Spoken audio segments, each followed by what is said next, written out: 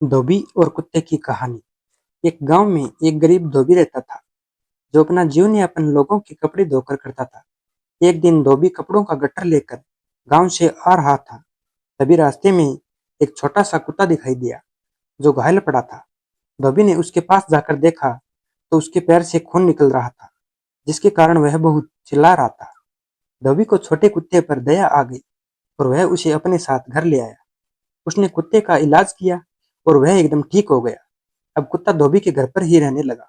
धोबी उसको अच्छे से खाना देता और उसकी देखभाल करता।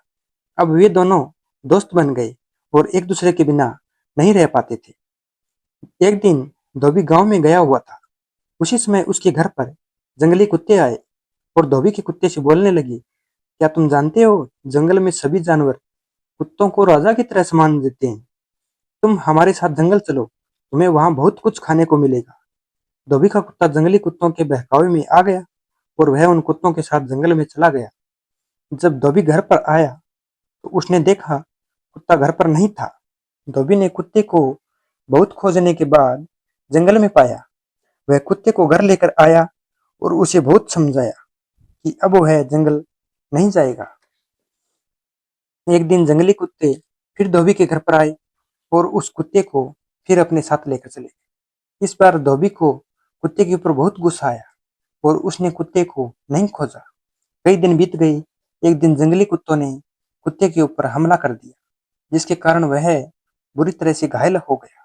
उसने सोचा, चलो अब धोबी के पास चलते हैं, वहीं रहेंगे, अब जंगल नहीं जाएंगे।